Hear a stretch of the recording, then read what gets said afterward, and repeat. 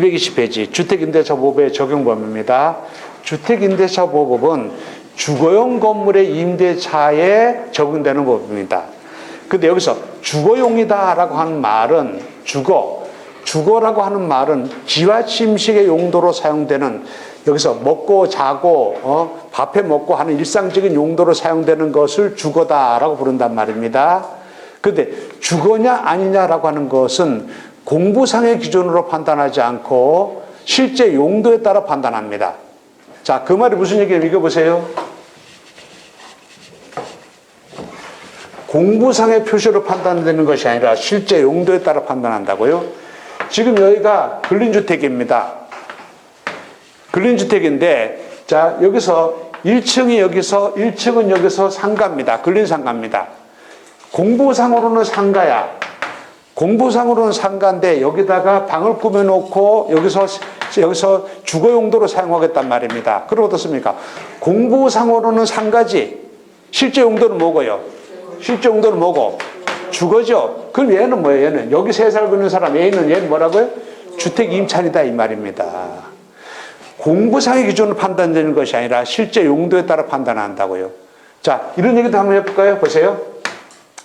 여기 해가지고 여기 옥탑방이 있습니다. 옥탑방. 대개 도해지에 있는 옥탑방들은 대개 불법인 경우가 많죠. 대개 큰 도시에 있는 건물들은 용적률을 법에서 허용하는 법에서 꽉 채워서 건물 짓는단 말입니다. 꽉 채워서 건물 짓는데 그 위에다 옥탑방을 만들었다라고 하면 이거 뭡니까? 이거는 용적률 위반으로서 불법이지? 불법이란 말입니다. 여기에 새 살고 있는 사람 B라는 사람이 있습니다. 이거 뭡니까? 공부상으로 뭡니까? 공부상으로는 위법 건축물이지? 합법적인 건물이 아니잖아. 그러나 보세요. 여기에 살고 있는 사람을 보호해야 된다, 세입자를 보호해야 된다고 한다면 제대로 된 방도 아닌 옥탑방에 살고 있는 B는 더 보호해야 되지 않겠습니까? 그렇죠? 그래서 옥탑방에 살고 있는 사람, 이 사람은 공부상으로는 위법 건축물에 살고 있는 거야. 그러더라도 실제로 여기서 기하침식 용도로 사용되고 있다고 한다면 이것도 주택으로 보고, 여기 살고 있는 B도 뭐로 본다고요? 주택 임차인으로 보아서 보호하겠다 이 말입니다. 이해가셨습니까? 따라서 자, 다시요. 주택이냐, 주택 임대차라고 했을 때 주택이라는 말은 주거용 건물을 말합니다. 주거용 건물이냐 아니냐를 뭘 따진다고요?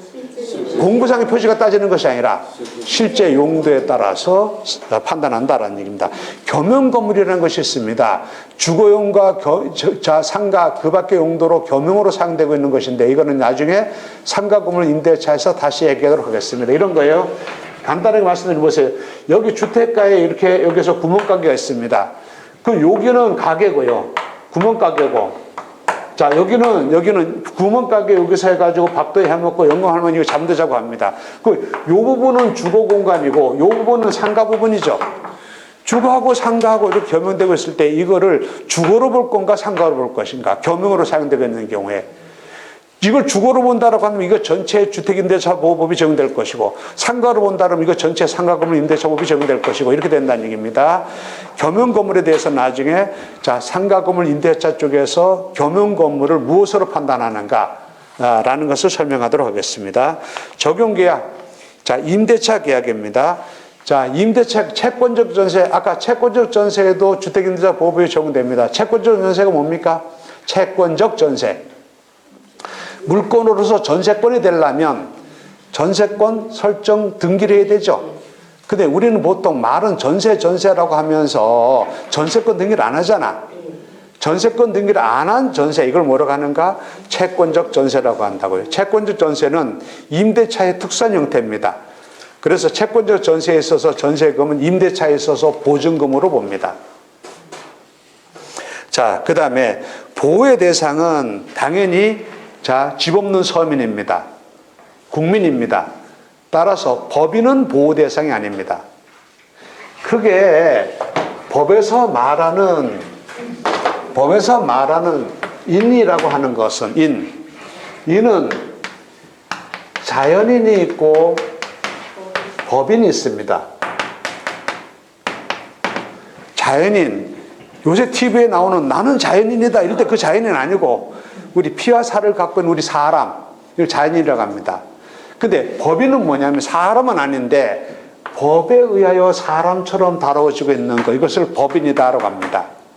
그런데 주택임대차보호법에서 보호하고 있는 것은 집 없는 서민, 국민을 얘기하는 겁니다. 자연인을 말하는 겁니다. 법인은 보호 대상이 아닙니다. 따라서 법인은 보호 대상이 아닌데 예외적으로 법인이 임대사업을 목적으로 하는 법인이라고 한다면 법인도 예외적으로 보호 대상이 될 수 있습니다. 예컨대 이런 겁니다. 법인이 보호 대상이 되는 경우요. 지금 갑소의 건물에 자 여기서 LH공사에서 또는 SH공사에서 대구개발공사에서 LH공사에서 여기다가 자 임대차 계약을 했습니다. 그럼 임차인 얘가 갑이 임대인이고 집주인 갑이 임대인이고 LH공사가 임차인이죠. LH공사에서 갑의 건물을 임차해가지고 이것을 다른 사람에게 A라는 사람한테 다시 세워놓습니다. 임대사업을 목적으로 하는 법인. 임대사업을 목적으로 하는 법인은 이것도 예외적으로 보호 대상이 된다라는 얘기입니다. 자, 또 한 가지 이런 것도 있습니다. 갑의 건물에 여기서 자, 지금 을이라고 하는 회사가 있습니다.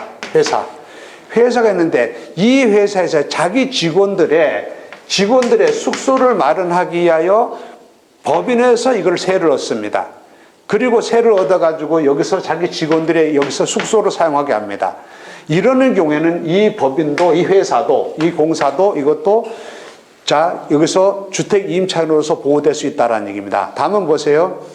보호 대상이 되려고 하게 되면 자, 아까 잠깐 얘기했습니다. 보호 대상이 되려고 하게 되면 전입신고를 해야 되고 더 나아가서 확정일자도 갖춰야 되는 거죠. 자, 여기 보세요. 계약 당사자, 임대차 계약 당사자 누굽니까? 임대인과 LH공사죠. 임대인과 무슨 회사죠. 법인, 주식회사 이렇게 법인이죠. 그런데 주민등록 전입신고라고 하는 것은 자연인만 가능한 거잖아. 법인이 주민등록이 없잖아요. 따라서 법인은 원칙적으로 주택임대차보호법에 따라서 보호를 받을 수 있는 존재가 아니란 말이에요. 왜? 전입신고를 할 수 없으니까. 근데 예외적으로 이런 법인도 임대사업을 목적으로 한다라고 한다면 법인도 주택임차를 보호될 수 있는데 보호되려면 어떻게 되는가? 전입신고도 하고 확정일자도 갖춰야 되는 거죠. 계약당사자는 얘가 임대인이고 얘가 이 갑이 임대인이고 자, LH공사가 임차인이지. 임대차 계약은 갑과 LH공사 두 사람 사이에서 임대차 계약을 할 거 아니냐고. 그럼 여기 임차인 명의로 여기 해가지고 여기서 확정일자는 여기다 갖다 확정일자를 여기다 받으면 될 거 아닙니까? 얘가 전입신고를 할 수 없잖아. 전입신고를 할 수 없으니까 어떻게 되는가? 여기서 공사에서 세를 주는 A가 이 사람이 전입신고를 하게 되면 이 전입신고를 한 때를 기준으로 하여 이 법인에서 대항력을 취득하게 되는 거야. 이해가셨습니까? 법인 자체에서 전입신고를 할 수 있는 방법이 없으므로 법인에서 세를 준 여기서 임차인이 또는 법인의 직원이 여기다 전입신고를 하게 되면 그 전입신고를 한 그 다음날 0시로부터 법인이 그때부터 대항력을 갖게 됩니다. 그리고 계약서에다 확정일자 갖췄다고 한다면 확정일자를 기준으로 해서 우선면제권을 갖게 되고 그렇게 된다라는 얘기입니다. 자, 이것은 좀 이해하고 계시기 바랍니다. 소액보증자 보호제도는 자, 집 없는 서민, 자연인을 보호하려고 하는 거야. 회사를 보호하려고 하는 것이 아니에요. 그래서 법인도 주택임대차법에서 정하는 보호 대상이지만 소액보증금 일정액을 보호하고자 하는 최우선 변제권의 대상은 아닙니다. 나중에 뒤에서 얘기하겠습니다. 외국인도 예외적으로 외국인 등록법에 따라서 외국인 등록, 체류지 변경 신고 등을 하게 되면 외국인도 보호 대상이 될 수 있습니다. 최근에 보게 되면 다가구주택 이런 것을 이 경매로 나오는 거 보게 되면 여기에서 한국 사람이 아닌 사람이 거기에서 전입신고되고 확정일자 하고 이런 사람들이 꽤 있습니다. 여기서 보게 되면 여기서 임차인 최광수 이렇게 나오는 게 아니라 린자오밍 이게 나온다니까. 네, 그런 사람들도 법에서 보호하고 있는 요건을 갖췄다고 한다면 똑같이 우리 내국인처럼 보호 대상으로 된다라는 얘기입니다. 자, 주택임차권의 대항력입니다. 대항력이라는 말은 아까 뭐라고 했습니까? 대항력이라는 말은 원래 임대차 계약은 계약 당사자 사이에서 발생하는 거야. 지금 둘이서 계약을 체결했습니다. 계약을 체결했으면 계약 당사자 간에만 계약의 효력이 발생하지. 그러나 이 계약 당사자 사이의 계약의 효력을 계약 당사자가 아닌 다른 사람에게도 그 효력을 주장할 수 있을 때 이것을 제3자에게 대항할 수 있다라고 하고, 제3자에게 대항할 수 있는 이런 힘을 대항력이다라고 한단 말입니다. 대항력 요건으로서는 주택 임차인이 대항력을 취득하기 위한 요건으로서는 주택의 인도와 주민등록 전입신고를 하는 겁니다. 전입신고는 뭔지 아시죠? 그죠? 주택의 인도, 점유를 이전받는 것을 말합니다. 보다 쉽게 말하면 이사 들어가는 것을 말합니다. 원래 대항력을 취득하려고 하게 되면 임차인이, 자, 을이라는 임차인이 전입신고도 하고 주택의 인도, 이사도 들어가야 되고 한단 말입니다. 두 가지 요건을 다 갖춰야 돼. 그래서 만약에 전입신고는 만약에 7월 10일 날 하고, 만약에 주택의 인도는 만약에 7월 15일 날 했다라고 한다면 이때를 기준으로 대항력이 생기는 겁니다. 두 가지 요건을 다 갖췄을 때. 이론상으로 그렇습니다. 그러나 실무상으로는요, 주택의 인도 시점 여부는 따지지 않고 전입신고 요것만 따집니다. 왜냐하면 주택의 인도 시점은 불명확하거든요. 전입신고는 공부상에 딱 전입신고 일자가 딱 나오잖아요. 그래서 전입신고만 가지고 판단하는데 주택의 인도 시점은 이걸 가지고 판단하지 않습니다. 왜냐하면 주택의 인도 시점은 임차인 본인도 모를 수가 있어. 이럽니다. 임차인한테 물어봅니다. 그래가지고 여기 언제 이사 오셨습니까? 남편이 그럽니다. 우리가 작년, 저작년 가을에 아마 이사를 안 하겠다. 여보 무슨 가을이야? 우리가 봄에 이사 왔잖아. 이럽니다. 봄에? 봄인데 언제인지 몰라. 3월인지 4월인지 몰라. 세입자 본인도 정확한 이사 들어온 날짜를 모를 수가 있단 말입니다. 증거도 박약하고. 그러다 보니까 실무상으로는, 이론상으로는 주택인도 주민등록 전입신고 두 개를 다 갖췄을 때에 대항력이 발생하지만 실무상으로는 주민등록 전입신고 요거 하나만 가지고 판단합니다. 자, 주민등록 전입신고를 가지고 판단하는데, 자, 이거는요, 주민등록 방법은 이 주민등록 전입신고는 이건요, 공보상의 표시와 정확하게 일치되는 것으로 주민등록 전입신고를 해야 됩니다. 공보상의 표시와 정확하게 일치되는 주민등록 전입신고를 해야 합니다. 만약에, 자, 여기 보세요. 좀 전입신고 관련해서 좀 특별한 것이 있는데, 임차인하고 세대원 중 어느 가족 구성원하고의 전입신고 일자가 다르다라고 한다면 제일 빠른 전입신고 일자가 대항력 발생 시점입니다. 무슨 얘기 이런 겁니다. 자, 갑이라는 사람의 서울에 있는 아파트에 여기서 을이라는 사람이 임대차 계약을 체결했습니다. 임대차 계약을 체결했는데 임대차를 체결한 이유가 을의 아들이 서울대학교에 합격했어. 서울대 합격해가지고, 그래서 서울대학교 여기 근처에 여기 아파트를 자기 아들, 임차인 아들한테, 아들이 여기서 가가지고 거주처를 마련하기 위하여 여기를 세를 얻어. 임차인은 누굽니까? 아버지지? 아버지가 임차인이지. 여기 들어간 사람 누굽니까? 아들이죠? 아들이 전입신고했죠. 아들이 여기서 해가지고 만약에 2022년도에 전입신고 했단 말이에요. 2022년 4월 달에. 여기서 있는, 대구에 있는 을이 있단 말고 아들 하나 달랑 있었는데 아들 하나가 서울에 가가지고 학교 다닌단 말입니다. 두 내역했다 보니까 심심해. 아, 우리 아들 여기서 세워둬 놓은데 여기를 들어가서 살까? 그럽시다. 라고 해가지고 2023년도에 임차인 부부가 다시 전입신고를 했어. 그럼 어떻습니까? 전입신고를 하면, 임차인이 전입신고한 건 2023년 3월 5일이야. 자, 아들이 전입신고한 건 2022년 2월 27일이야. 임차인 본인의 주민등록 전입신고는 요거죠. 근데 여기서 아들의 주민등록 전입신고는 요거야. 그럼 어떻습니까? 제일 빠른 전입신고, 요걸 기준으로 하여 그 다음날 0시에 대항력이 생긴다라는 얘기입니다. 이해가셨습니까? 자, 따라서 보세요. 여기서 세대원 중 제일 빠른 사람의, 임차인보다도 더 빠른 주민등록 전입신고를 한 사람이 있다고 한다면 그 사람이 전입신고 한 때를 기준으로 하여 그 다음날 0시를 기준으로 대항력이 생긴다라는 얘기입니다. 임차인이 간접 점유하는 경우에 아들이 여기 먼저 가가 전입신고했어. 나중에 돼가지고, 나중에 여기서 부모가, 임차인이 가서 전입신고했어. 그러면 제일 빠른 전입신고 일자, 이게 대항력 발생 기준 일자다 이 말입니다. 이해가셨습니까? 잊어먹지 말라고 얘기한 거야. 조는 사람도 있고 그래서. 자, 이거 보시기 바랍니다. 을이라고 하는 시집간 딸이 있습니다. 자기의 친정 부모를 모시려고 자기 남편하고 세대 분리해가지고 여기에 임대체결을 체결했습니다.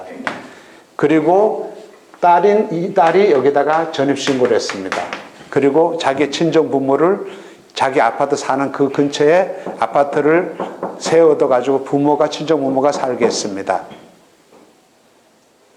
자, 이 경우에 이 전입신고는 무효입니다. 딸이 자기 친정 부모를 자기 집 근처에다가 모셔서 살게 하려고 하게 되면 이임차인이, 즉 이론적으로 말하면 이임차인이 간접점유자인 경우에는 실제로 살고 있는 직접점유자의 주민등록 전입신고를 하여야 이임차인이 그때를 기준으로 대항력이 생깁니다. 따라서 이임차인 본인의 주민등록 전입신고를 하면 안 됩니다. 왠지 아세요? 실제로 이임차인 딸은 여기서 이 집에 살고 있어요? 이 아파트에 살고 있냐고. 실제로 살고 있는 사람은 누구야? 딸은 자기 남편하고 딴 아파트에 자기 집 아파트에 살고 있어. 여기 안 살고 있어. 그러면 이임차인이 여기 살고 있는 것처럼 전입신고했다는 거 이거 허위지? 가짜잖아. 그래서 이런 경우에는 이런 간접점유자인 이임차인 본인의 주민등록 전입신고를 해서는 아니 되고 직접점유자인 친정부모의 주민등록 전입신고를 하여야 그때부터 이임차인이 대항력을 취득하게 된다는 얘기입니다. 이거 모르고 효심 가득한 딸이 자기 이름으로 전입신고를 하는 거야. 이거 보호받지 못해요? 누구 주민등록 전입신고를 해야 된다고? 직접점유자 이거 몰라도 좋아. 어떻게 해요? 실제로 살고 있는 사람 주민등록 전입신고를 해야 된다고요. 자, 그 다음 보세요. 공동주택이냐 다가구 주택이냐에 따라서 전입신고 방법이 다릅니다. 자, 다세대와 다가구는 구분하시죠? 다세대입니다. 자, 101호, 102호, 201호, 202호, 301호, 402호, 501호, 502호 다 등기부가 따로따로 되어 있습니다. 소유자가 각각 다릅니다. 이런 것을 뭐라고 하고? 다세대라고 하고, 구분 소유가 인정되는 집합 건물을 다세대라고 하고, 여기에 가가지고 이렇게 해가지고 했는데 여기서 자, 소유자가 한 사람 갑입니다. 여기에 A, B, C, D라는 사람이 각각 살고 있습니다. 이런 거를 뭐라고 하고? 다가구라고 하고. 다가구는 하나의 물건이야. 다세대는 이게 뭐예요? 8세대라면 8개의 물건이라고요. 다가구다라고 한다면 여기에 번지수만 제대로 적으면 돼. 무슨 동, 몇 번지 이렇게 하면 돼. 이게 가로명 주택이 도로명 주소라고 한다면 도로명 주소로 해가 주소만 정확하면 돼. 그러나 공동주택이다라고 한다면 몇 번지 이거 말고 번지 외에 공동주택의 명칭, 동, 층, 호수까지 정확하게 기재되어야 돼요. 조금이라도 누락된다라고 한다면 이 사람은 유효한 주민등록 전신고를 갖춘 사람이 아닙니다.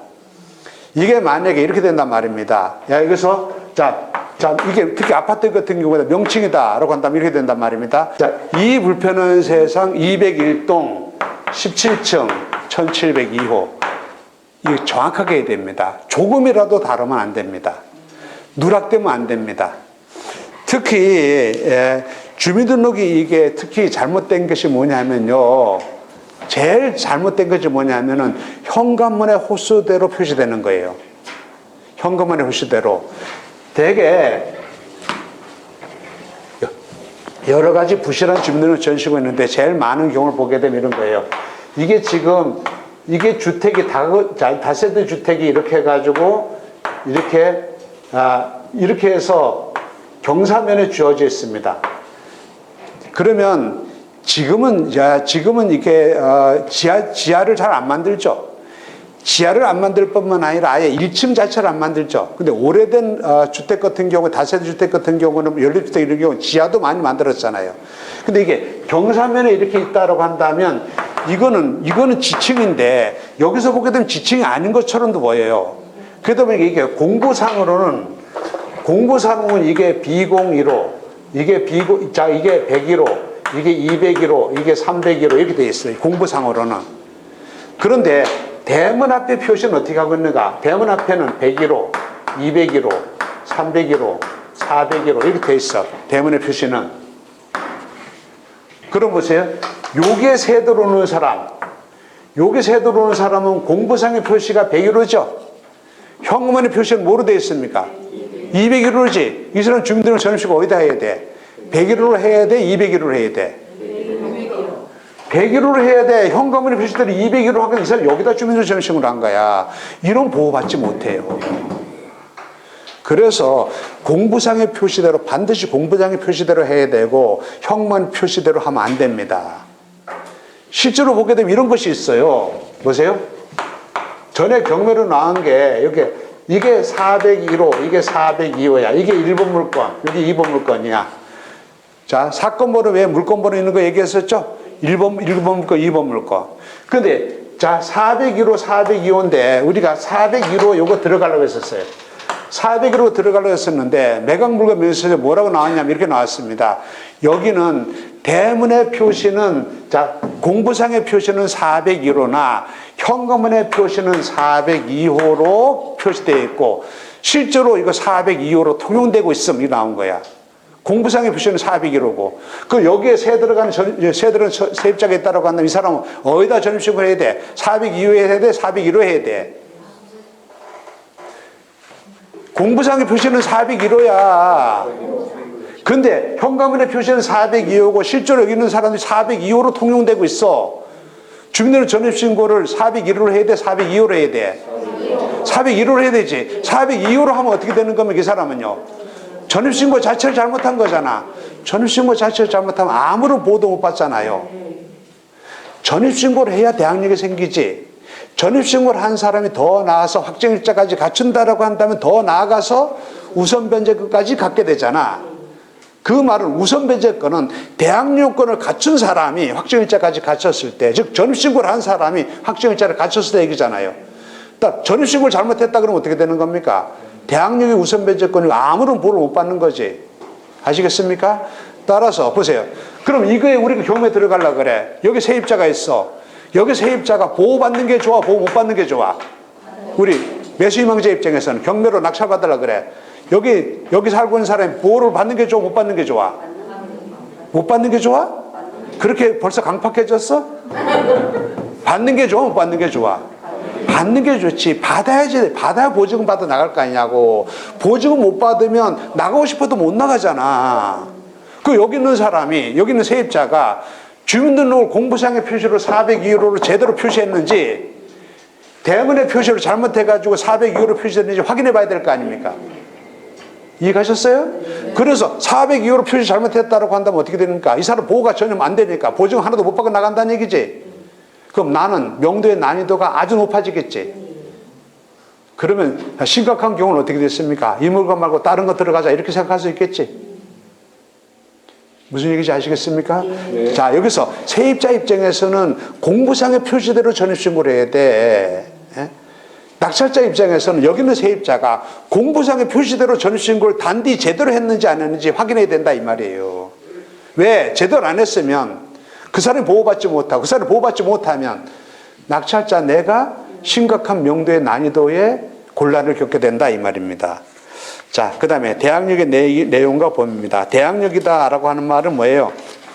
대항력이라는 말은 자, 임대차 계약의 당사자가 아닌 다른 사람에게도 대항할 수 있는 힘을 얘기하는 거죠. 자, 그런데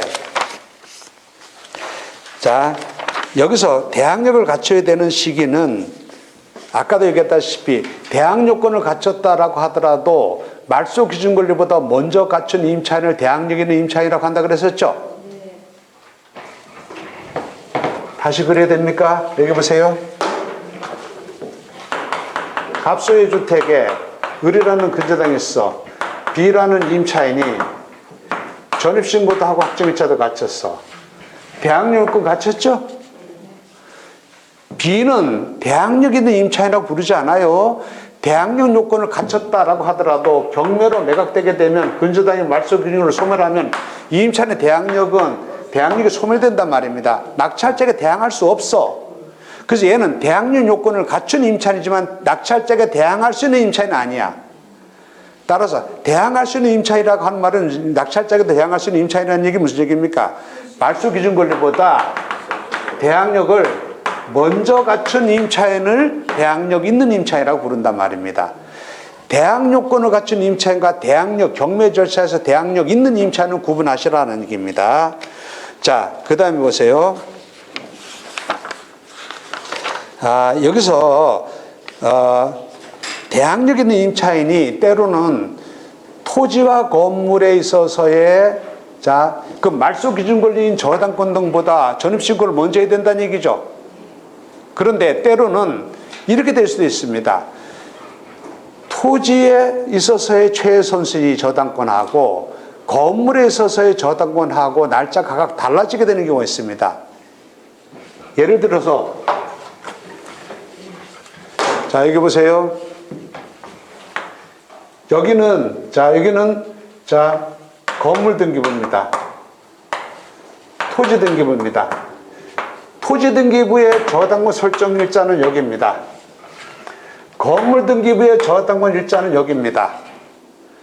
자, 근데 임차인의 전입신고 일자는 여기서 전입신고 일자가 이겁니다. 따라서 임차인의 전입신고 일자는 토지의 저당권보다는 늦고 건물의 저당권보다는 빠릅니다. 이럴 수도 있겠죠? 그럼 이런 임차인은 대항력 있는 임차인이냐 아니냐라는 얘기. 대항력 있는 임차인인가 아닌가? 둘 중에 하나 빠른 것을 기준으로 하는 겁니까? 건물의 저당권을 기준으로 하는 겁니까? 뭐예요? 이렇게 생각하면 됩니다. 우리가 임차인이라고 부르죠? 그냥 임차인이라고 부르잖아. 임차인이라는 얘기를 정확하게 표현하면 얘는 뭡니까? 무슨 임차인입니까? 주택 임차인이지. 주택 임차인이라는 말은, 주택이라는 말이 뭐예요? 주거용 건물을 주택이라고 부르잖아. 따라서 임차인이 대항력 있는 임차인이 아니냐라는 것은 뭘 갖다 따지는 겁니까? 토지와 건물의 저당권 등기일자 각각 다르다고 한다면 건물의 저당권 등기일자를 기준으로 하여 대항력 있는가 없는가를 판단한다라는 얘기입니다. 아시겠습니까? 실제 이런 사례를 만들어 볼까요? 보세요. 갑소의 토지에 을이라는 사람이 저당권 설정했습니다. 저당권 설정하고 난 다음에 갑이 여기다가 건물 졌습니다. 갑이 자기 땅을 담보로 제공해서 돈 빌려가지고 여기다 건물 졌다고요. 건물 짓고 나서 여기서 A라는 사람이 여기서 임차인으로 들어왔습니다. 임차인이 들어오고 난 다음에 이 건물에 대하여 여기서 병이라는 사람이 저당권 설정되겠단 말입니다. 나중에 돼가지고 토지 저당권자 을이 토지와 건물을 일괄 경매 신청했습니다. 일괄 경매 신청해서 토지와 건물이 X라는 사람한테 낙찰되었다라는 얘기입니다. 그럼 이 경우에 임차인은 이 토지와 건물을 낙찰받은 X에 대하여 대항할 수 있느냐 없느냐의 문제가 생긴단 말입니다. 그럼 보세요. 토지의 저당권, 먼저 설정된 토지의 저당권을 기준으로 해서는 을의 저당권이지. 얘보다 늦잖아, 임차인이 전입신고가. 건물의 저당권보다 빠르잖아. 그럼 대항력 있는 임차인이 아니냐가 이것이 문제될 수 있을 것 아닙니까? 어느 걸 기준으로 판단한다고요? 이렇게 생각하면 됩니다. 임차인은 뭐라고요? 임차인은 주택의 임차인. 주택의 임차인을 보다 정확하게 풀어서 말하면 뭐예요? 주거용 건물의 임차인. 그래서 토지와 건물의 저당권 설정이 각각 다르다라고 한다면 어느 것을 기준으로 판단한다고요? 어느 걸 기준으로 해요? 건물의 저당권을 기준으로 하여 대항력 유무를 판단한다라는 얘기입니다. 한 가지 더 설명하겠습니다. 나중에 법정이상권 쪽에서 이런 얘기를 나올 건데 지금 잘 이해가 안 되더라도 그냥 알아두세요. 보세요. 갑의 토지와 갑의 미등기 건물이 있습니다. 미등기 건물. 자, 미등기 건물에 여기서 A라고 하는 임차인이 있습니다. 자, 나중에 이 갑의 토지가 자, 임차인이 있고 나중에 여기서 토지에 대한 저당을 설정했습니다. 토지가 경매로 매각돼서 토지가 Y에게 낙찰됩니다. 건물은 매각에서 제외되고 이 경우에 지금 매각 대상은 뭐예요? 매각 대상은 토지가 매각되는 거지 건물이 매각되는 건 아니지. 이런 경우에 이거는요, 이런 임차인은 대항력이 있는 임차인이냐 아니냐를 따질 이유도 없는 거야. 건물이 매각 대상일 때에 건물의 낙찰자한테 대항할 수 있느냐의 문제지. 이건 뭡니까? 건물은 미등기 건물은 매각 대상이 아니고 토지만 매각 대상일 때. 아, 이렇게 얘기하니까 갑자기 여러분, 아니, 이 사람 미등기 건물에 살고 있는 사람인데 A는 임차료 뭐 됩니까? 이렇게 물어보면 좀 곤란하지? 이 사람 미등기 건물에 살고 있어. 미등기 건물에 살고 있는 사람이서 등기 안 됐어. 여기 살고 있어. 이 사람은 보호되는 임차인이 아니야. 보호되는 임차인. 보호되는 임차인이 아니야. 미등기 건물이야. 보호되는 임차인. 자, 좋아. 더 하나. 사용승을 못 받은 불법 건축물이야. 철거 대상의 불법 건축물이야. 거기 살고 있어. 얘는 보호되는 임차인이 아니야. 보호되는 임차인. 아까 그랬잖아요. 공부상의 표시 가지고 판단하지 않고 실제 용도에 따라 판단한다고. 그래서 미등기 건물에 살고 있는 세입자도 보호받는 임차인이야. 토지만 매각으로 넘어간다. 건물이 매각으로 넘어갔을 때 건물의 낙찰자한테 대항할 수 있느냐 없느냐 문제 생기지. 건물은 매각 대상이 아니잖아. 토지만 매각이잖아. 이럴 때는요, 법정 사건이 성립하는가 안 하는가의 문제만 되고 대항력의 문제는 아예 문제되지 않습니다. 왜? 토지만 매각이니까. 토지만 매각일 때 토지의 낙찰자에게는 대항할 수 있느냐 없느냐의 문제는 생기지 않는다라는 얘기입니다. 자, 그러면 대항력은 말이야. 대항력은 언제 생기는가? 아까 주택의 인도와 주민등록 전신고를 모두 마친 그 다음날 0시로부터 생긴다고 했습니다. 자, 그런데 그럼 이렇게 된다는 얘기 아닙니까? 만약에 4월 17일 날, 자, 갑소유의 주택에 을이라는 사람이 전입신고를 했어. 4월 17일 날 전입신고를 했어. 이 사람 대항력은 언제 생긴다고요? 그 다음날 0시를 기준으로 생긴다고. 어떻게 해요? 4월 18일 0시에 대항력이 생긴다고요.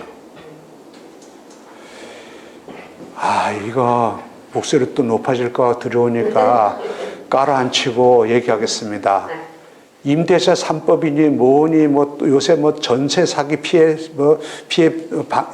방지 방안 뭐 나오고 있죠, 그죠? 이런 일이 발생합니다. 을이라는 사람이 임차인이 여기 전입신고했습니다.